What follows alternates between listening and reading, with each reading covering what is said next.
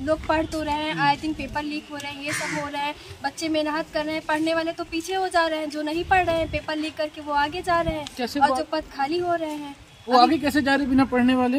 बिना पढ़ने वाले। भाई सरकार का नियम है, आए दिन ऐसे पेपर क्यों लीक हो रहे हैं? अभी हाल ही में आरओ का लीक हुआ, यूपीपी का लीक हुआ, 12 घंटे पहले पेपर कैसे मिल जा रहे हैं? सरकार की कोई ना कोई साजिश है, या तो उनको वैकेंसी क्लियर नहीं करनी है या तो बच्चों को बेरोजगार रहना है।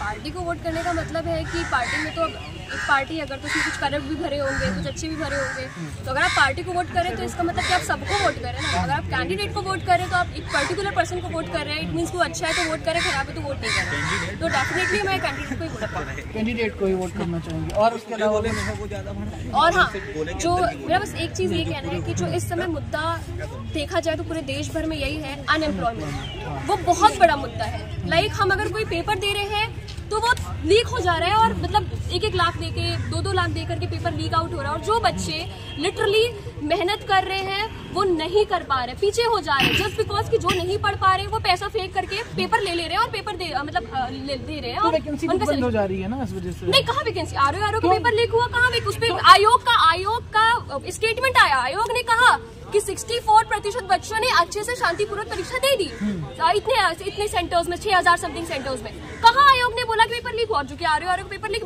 मैं खुद दे के आरओ का पेपर दे के आई, पेपर लीक हुआ था, लेकिन आयोग ने कहा कि वो सही से हो गया पेपर। आपके लिए इस बार आम चुनाव में सबसे बड़ा मुद्दा क्या है?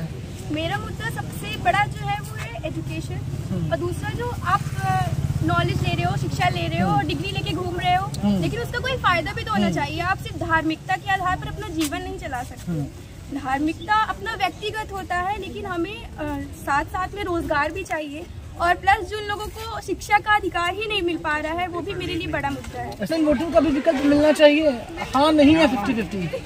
नहीं, मुझे लगता अभी नहीं होना चाहिए। क्यों? क्योंकि अभी जो हम देख रहे हैं, मशीनें जो लग रही हैं उस पर जो सवाल खड़े हो रहे हैं, कोई भी जो बड़ी मीडिया है उस पर नहीं आ रही है ना, उनको उस पर बात नहीं कर रही है। तो पहले तो वहाँ चर्चा होनी चाहिए, जो चौथा स्तंभ है देश का।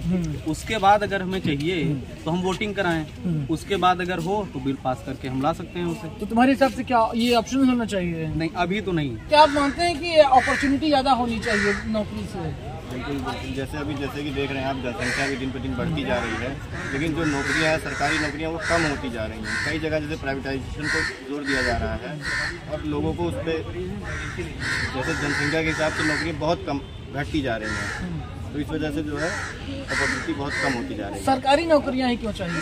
प्राइवेट में भी लोग, सबके पास उतना पैसा नहीं है कि सब उतना प्राइवेट की ओर बढ़ सके, मतलब कोई अपना वो नया स्टार्टअप शुरू कर सके। स्टार्टअप भी क्यों, जॉब भी तो है प्राइवेट। जैसे ग्रामीण क्षेत्रों में क्या उनका एक माइंडसेट है कि हाँ सरकारी नौकरी मिल जाएगी तो उनकी ज़िंदगी सेट है।